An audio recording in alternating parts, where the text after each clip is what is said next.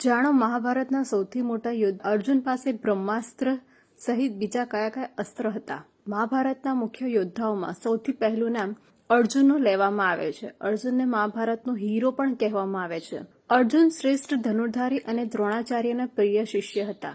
તેમણે પોતાની તીરંદાજીથી અડધાથી વધુ કૌરવ સેનાનો એકલે હાથે નાશ કર્યો હતો।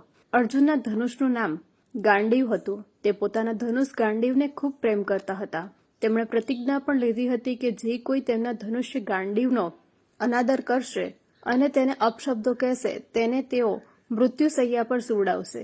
મહાભારતના યુદ્ધ દરમિયાન અર્જુન પોતાની પ્રતિજ્ઞા માટે પણ પ્રખ્યાત હતા। તેઓ જે પણ પ્રતિજ્ઞા લેતા તેને પૂરી કરતા હતા। આજે અમે તમને મહાભારતના વીર યોદ્ધા અર્જુનના તે મહાઅસ્ત્રો વિશે જણાવી રહ્યા છીએ જેના બળ પર તેમણે કૌરવોની સેનાનો વિનાશ કર્યો હતો। 1. બ્રહ્માસ્ત્ર। બ્રહ્માસ્ત્રને તમામ અસ્ત્રોનો રાજા માનવામાં આવે છે। પુરાણોમાં કહેવાયું છે કે જ્યારે બ્રહ્માસ્ત્ર ચાલતું હતું ત્યારે ભયંકર વિનાશ થતો હતો। વેદોમાં આ અસ્ત્રનો ઉપયોગ ત્યારે કરવાનું કહેવામાં આવ્યું છે જ્યારે બીજો કોઈ વિકલ્પ બચ્યો ન હોય। મહાભારતના સૌથી અગ્રણીય યોદ્ધાઓમાંનો એક અર્જુન પાસે ભગવાન પ્રજાપતિ બ્રહ્માનું બ્રહ્માસ્ત્ર પણ હતું। આ પણ તેમની શક્તિઓનો સૌથી મોટો પુરાવો હતો। આ સિવાય અર્જુન પાસે બ્રહ્માજીનું પ્રજાપતિ અસ્ત્ર અને સર્વજયી બ્રહ્મશિર અસ્ત્ર પણ હતું। 2. પાશુપતાસ્ત્ર।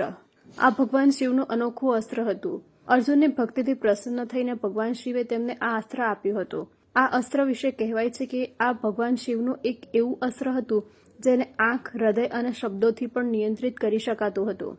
પ્રાચીન માન્યતા અનુસાર અર્જુને આ અસ્ત્રથી જયદ્રથનો વધ કર્યો હતો। આ સિવાય તેમની પાસે ભગવાન શિવનું રૌદ્ર અસ્ત્ર પણ હતું। 3. વ્રજ અસ્ત્ર। અર્જુન પાસે ભગવાન ઇન્દ્રના વ્રજ અસ્ત્ર, ઇન્દ્ર અસ્ત્ર, મહેન્દ્ર અસ્ત્ર અને શક્તિ અસ્ત્ર સહિત અન્ય ઘણા અસ્ત્રો પણ હતા।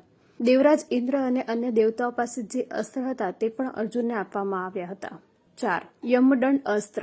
યમદંડ અસ્ત્રનું જ્ઞાન ફક્ત અર્જુન પાસે હતું જે અર્જુનને યમરાજ પાસેથી પ્રાપ્ત થયું હતું। આ અસ્ત્રનો ઉપયોગ ફક્ત અત્યંત જરૂરી સંજોગોમાં જ શક્ય હતો। 5. વરુણપાસ અસ્ત્ર। વરુણપાસ અસ્ત્ર એ મહાભારતના નાગપાસ અસ્ત્ર જેવું જ એક અસ્ત્ર હતું પરંતુ તેની શક્તિ નાગપાસ કરતા અનેક ગણી હતી। આ અસ્ત્રથી ખુદ દેવતાઓનું બચવું પણ અશક્ય હતું। 6. આદિત્ય અસ્ત્ર। અર્જુન પાસે ભગવાન સૂર્યનારાયણનું આદિત્ય અસ્ત્ર પણ હતું। તેને દિવ્યાસ્ત્ર તરીકે પણ ઓળખવામાં આવે છે। આ એક એવું અસ્ત્ર હતું જે મંત્રોથી ચાલતું હતું તેથી તેને દિવ્યાસ્ત્ર કહેવામાં આવતું હતું। આ સિવાય અર્જુન પાસે વરુણ, વાયુ, યમ, કુબેર વગેરે દેવતાઓના અસ્ત્ર પણ હતા। તેમને કામદેવ અને ગંધર્વોના તમામ દિવ્યાસ્ત્રોનું પણ જ્ઞાન હતું। આ સિવાય અર્જુનને રાક્ષસી અને માયા વિદ્યાઓનું પણ સંપૂર્ણ જ્ઞાન હતું।